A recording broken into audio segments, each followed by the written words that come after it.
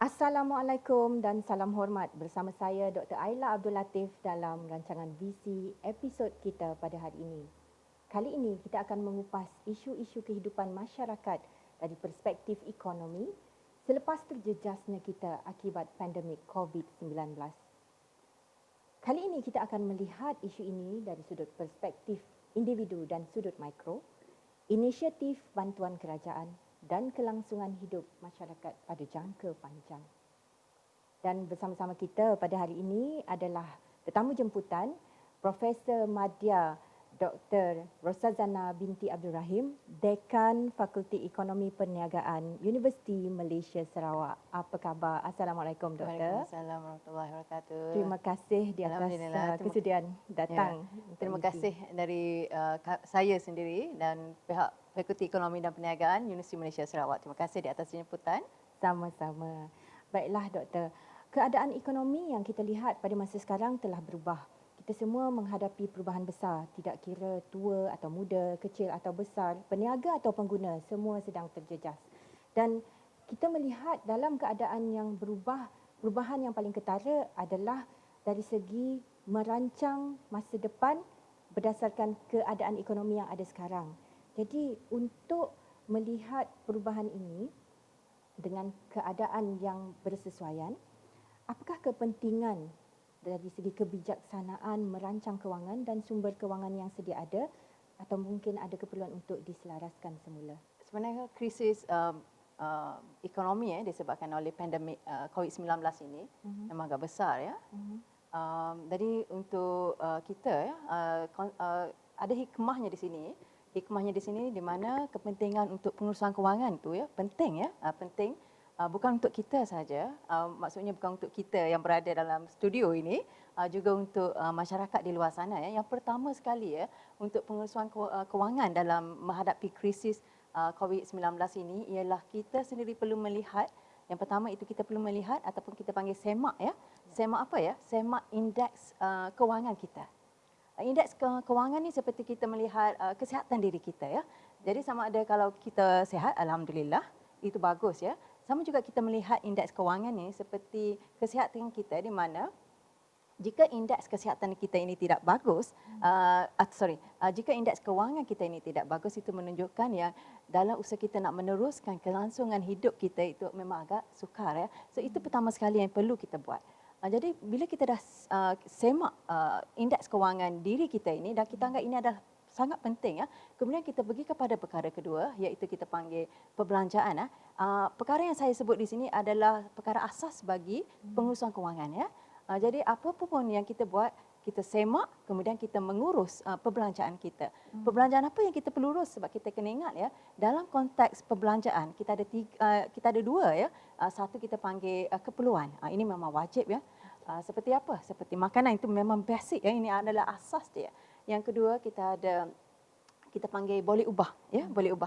Maksudnya tidaklah kita kata hiburan itu tidak penting tapi itu kita boleh ubah. Itu kita perbelanjaan.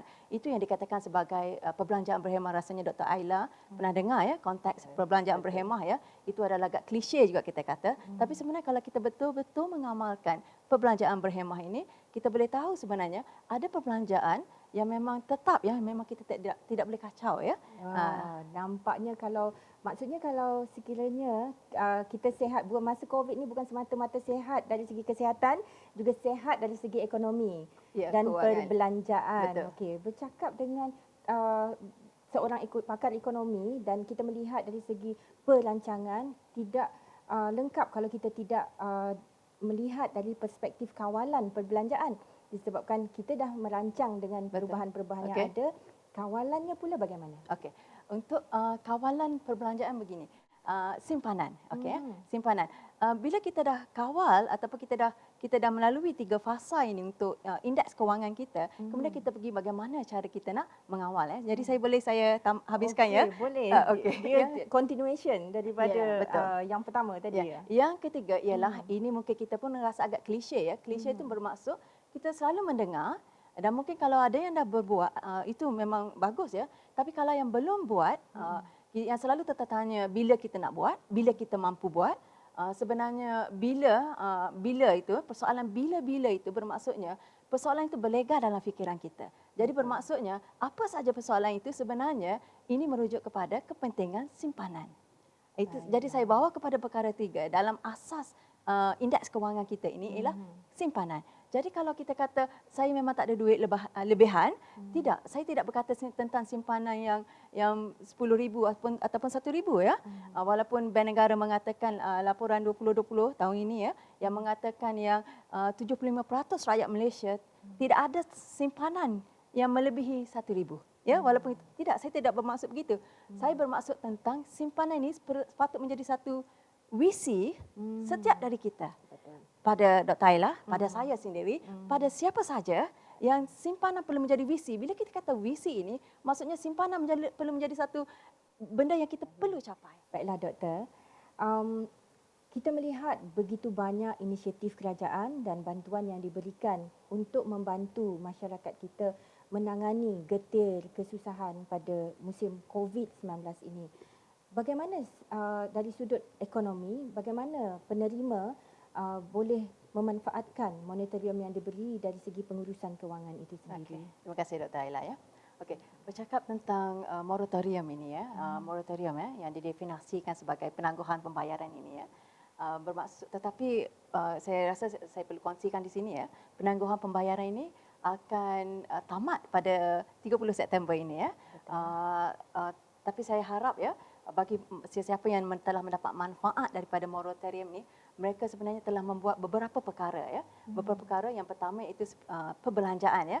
Perbelanjaan kita perbelanjaan simpanan itu adalah merupakan asas kepada bila kita merancang kewangan kita ya. Jadi yang pertama adalah perbelanjaan.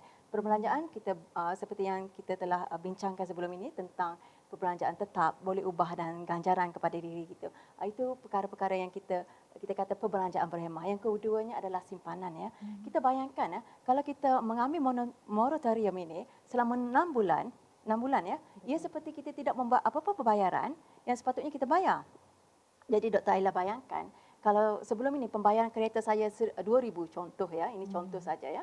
Dan saya darab dengan 6 bulan, berapa sudah saya boleh simpan ya. Jadi 12,000 ini, moratorium ini adalah manfaat. Ya sebenarnya kalau sebelum ini saya tak ada tabung, saya tak ada simpanan, saya boleh jadikan sebagai simpanan saya. Kita namakan ini sebagai simpanan kecemasan ya.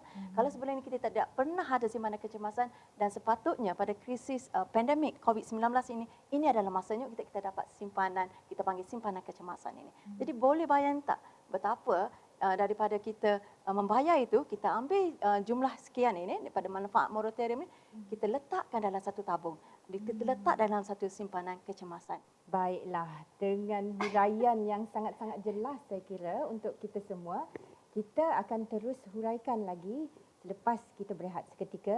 Jangan ke mana-mana. Kembali semula bersama VC episod kita kali ini dan membincangkan aspek ekonomi dan adaptasi yang dilakukan oleh masyarakat akibat kesan daripada COVID-19. Kita masih bersama dengan Profesor Madya Dr. Rosazana binti Abdul Rahim.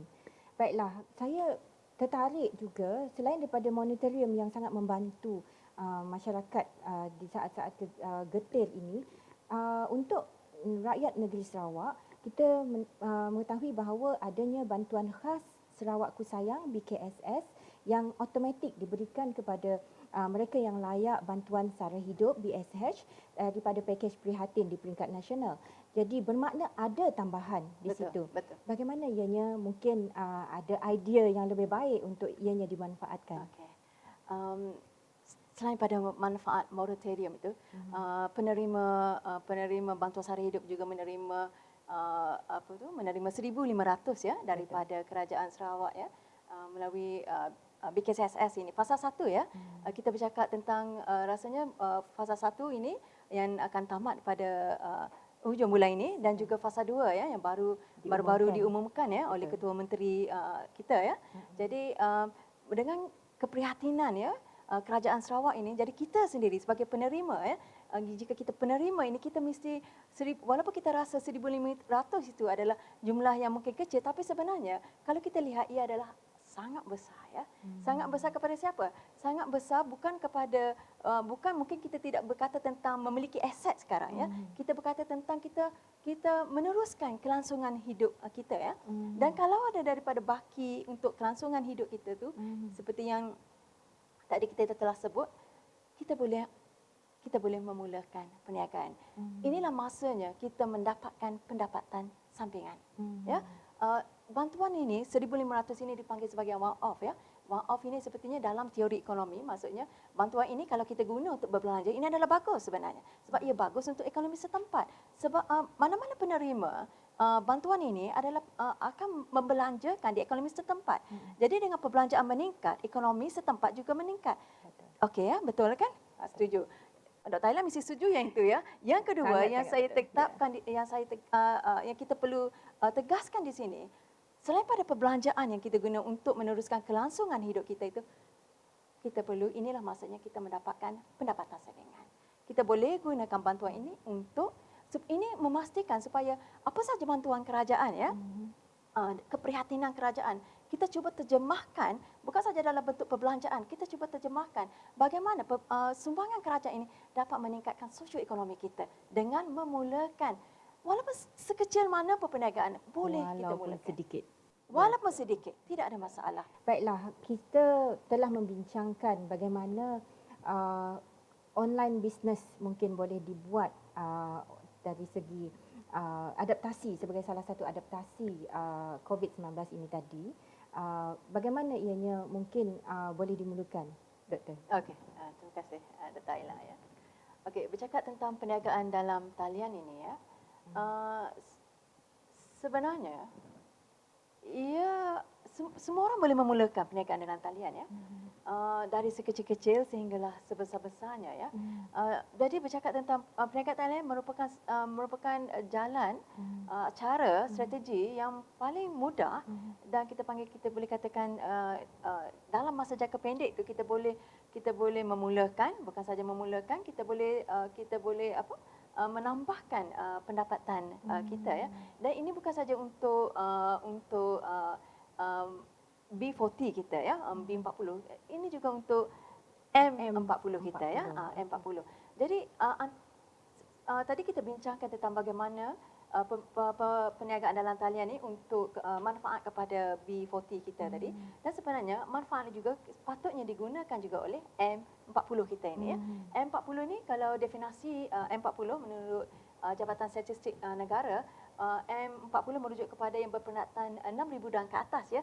Tapi kita perlu faham juga M40 ini merupakan majoritinya adalah selain pada pegawai-pegawai kerajaan dan juga pegawai di syarikat swasta, majoriti juga merupakan pengusaha kecil dan sederhana. Jadi mereka yang berada dalam kategori ini ya, perusahaan kecil dan sederhana, mereka memang implikasi krisis pandemik COVID-19 ini sangat memberi kesan kepada mereka ya. Jadi kalau sebelum ini perniagaan mereka berdasarkan di rumah-rumah, ruang-ruang kedai ya, di ruang-ruang kedai, mungkin di gedung-gedung ya, ataupun di kedai. Sekarang inilah masanya mereka mencuburi perniagaan dalam talian ya. Senang kalau kita ambil senang ya, contohnya senang ya. Contohnya kalau pasaran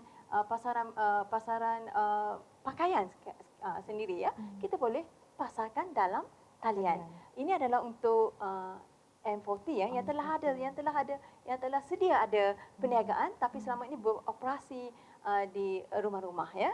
Okey, melihat kepada sebagai satu usaha penyeimbangan untuk merangsangkan kembali ekonomi yang telah terjejas, untuk memulihkan. Kita melihat Kerajaan Negeri Sarawak memperuntukkan jumlah yang besar kepada rakyat, memberikan nilai tambahan dari segi bantuan itu. Betul. Jadi jika kita boleh melihat apakah adakah dia memberi impak dari segi pemulihan secara jelas kepada masyarakat setempat? Secara umumnya kita bayangkan bagaimana ya kerajaan negeri yang begitu prihatin ya, bukan saja melancarkan BKSS fasa 1 ya, yang akan tamat pada hujung bulan ini, mengumumkan pula BKSS fasa 2 yang melibatkan banyak dipanggil sebagai bantuan bersasar ya. Bantuan bersasar ini bagus ya sebab dia menyasarkan golongan yang sangat memerlukan. siapa yang sangat memerlukan? Ini adalah kelangsungan hidup. Kita bayangkan, kita tidak bercakap tentang kelangsungan hidup secara individu sekarang. Kita bercakap tentang kelangsungan hidup sesebuah ekonomi. Yang kalau kita kata 90% daripada jumlah perusahaan di Malaysia adalah perusahaan kecil dan sederhana, PKS ya. Dan bantuan BKSS Fasa 2 ini menyasarkan PKS ini. Kita boleh bayangkan bagaimana dengan bantuan BKSS Fasa 2 ini akan memberi satu suntikan ya, suntikan fizikal kepada pengusaha-pengusaha kita ya, yang mempunyai masalah untuk dalam pembayaran gaji ataupun upah kepada pekerja sendiri. Inilah masanya. Mengelakkan daripada perniagaan yang sedia ada itu ditutup. Betul, betul. Ya. Jadi keprihatinan kerajaan negeri Sarawak ini kepada rakyat tempatan itu adalah kita faham itu adalah tanggungjawab kerajaan dan kita sangat bersyukur. Tetapi kita perlu ingat, kita sebagai rakyat juga perlu mengambil ataupun perlu berbuat sesuatu ya untuk membantu. Jadi kalau kita adalah merupakan salah seorang menerima manfaat BKSS ini, kita perlu juga membantu kerajaan ya, supaya kita dapat memastikan apa saja objektif ya BKSS ini akan tercapai. Nampaknya impak daripada BKSS itu sendiri bukan sahaja kepada penerima, tetapi ianya haruslah dijelmakan secara impak yang lebih besar kepada orang yang berada di bawah kita, mungkin di bawah tanggungjawab kita, pekerja-pekerja kita. Dan boleh saya tambah sikit? Ya, silakan. Kita lihat ya bagaimana keprihatinan kerajaan negeri Sarawak bila kerajaan menyuntik fizikal ya ke dalam ekonomi ini. Kita telah menggerakkan ekonomi tempatan kita ya, ekonomi setempat ya, ekonomi domestik kita ni. Jadi para perusahaan kecil dan sederhana yang mengambil pekerja-pekerja ya, yang daripada golongan B40, kita bayangkan ya. Jadi kalau kita sekarang, jadi sumber pendapatan mereka terjamin, mereka dapat bekerja dengan tenang dan produktiviti akan baik ya. Itu ini secara umum ya saya bercakap, tapi itulah saya kata tadi, rakyat kita sendiri, sama ada kita adalah golongan B40 ataupun M40, kita perlu memainkan peranan kita. Peranan B40 okey, bekerja dengan baik ya, sebab sekarang kerajaan dah bagi bantuan kepada majikan mereka. Sekarang bagaimana dengan M40 ini? M40 juga perlu memainkan peranan dengan apa? Kalau yang walaupun saya sebut tadi perbelanjaan berhemat, inilah masanya bila kita belanja, kita pastikan perbelanjaan kita itu akan menyumbang ataupun akan menyumbang kepada ekonomi tempatan Sarawak. Iaitu janganlah kita beli barang-barang luar negara. Inilah masanya kita beli barang-barang tempatan ya. Itu mungkin juga pesanan kepada bukan saja M40, malah juga T20. Ya, T20. Saya ada perkara nak kongsikan dengan T20 nanti.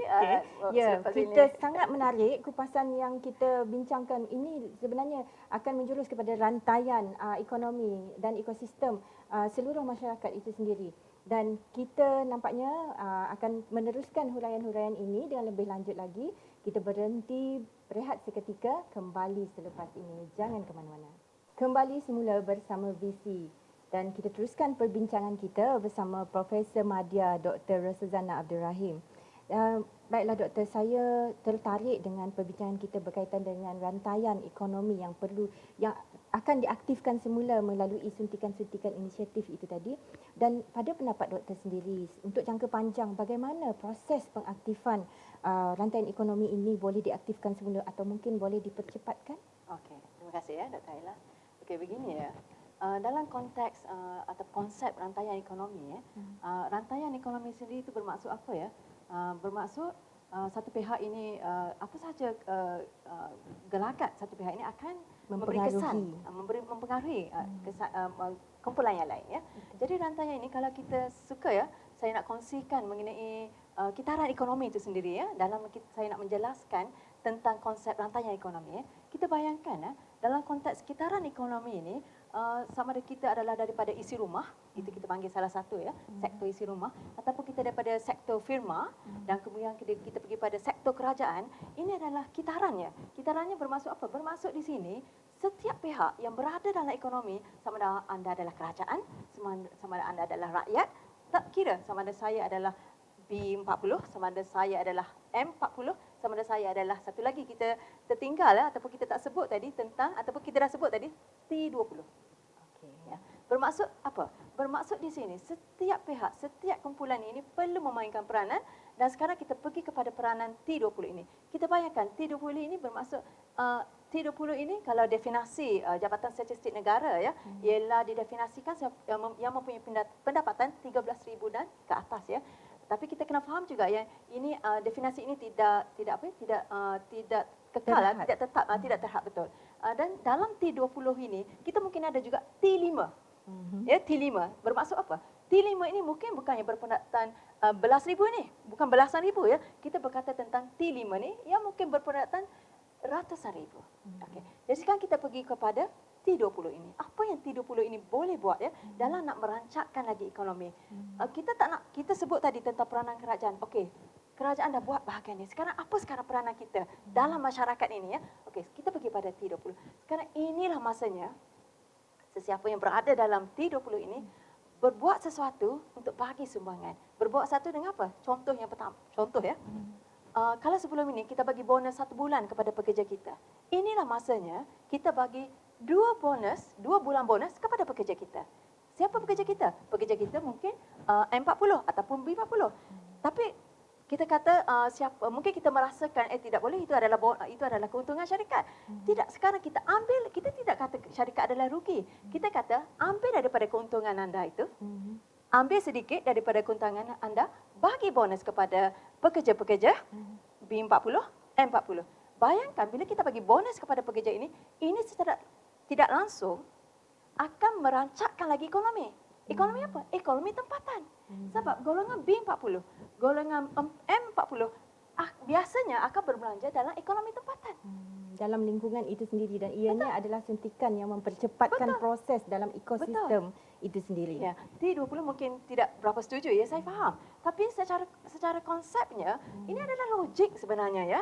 Logiknya bila ini berlaku, ini kita kata satu kitaran ekonomi. Yang di atas membantu di bawah, kita boleh bayangkan di bawah ini akan bekerja lebih baik, akan bekerja lebih produktif, lebih efektif, akan menyumbang kepada keuntungan syarikat dan begitulah seterusnya. Ya, itulah kitaran yang kita boleh nampak.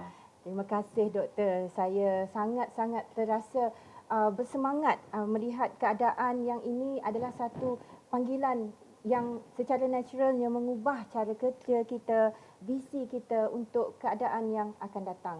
Dan sedikit sebanyak doktor, mungkin sebelum kita berakhir, pesanan kepada penonton.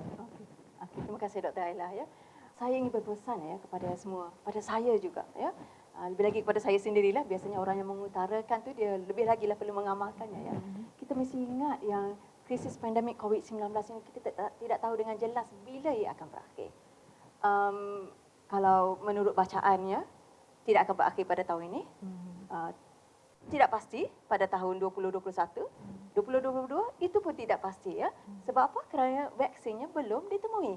Jadi dengan ini apa saja balik kepada intipati pembincangan kita ini ialah kita sendiri perlu menyemak indeks kesihatan kewangan kita. Bila kita semak indeks kewangan itu bermaksud kita semak perbelanjaan kita. Kita semak simpanan kita. Kalau saya harap sesiapa yang menonton visi ini kalau sebelum ini tidak ada simpanan, saya harap bermula hari ini. Ya, bermula hari ini. Saat ini ataupun selepas ini. Apa saja. Bermaksud ini adalah perkara yang perlu disegerakan. Perbelanjaan yang berhemah. Perkara pertama, semak indeks kesihatan kewangan dulu, perbelanjaan kita dan kemudian simpanan kita mesti ada.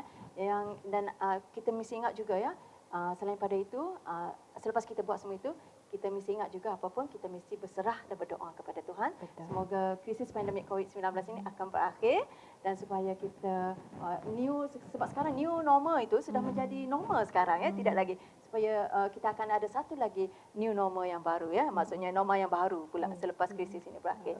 Okey, terima kasih banyak doktor di atas perkongsian yang saya rasa sangat bermanfaat, dan saya berharap perbincangan ini memberikan satu nafas baru kepada kita yang akan membawa kita kepada perancangan dan kesedaran yang baru mengharungi hari-hari yang akan datang. Dan kita akan bertemu lagi pada episod VC yang akan datang. Terima kasih. Assalamualaikum warahmatullahi wabarakatuh.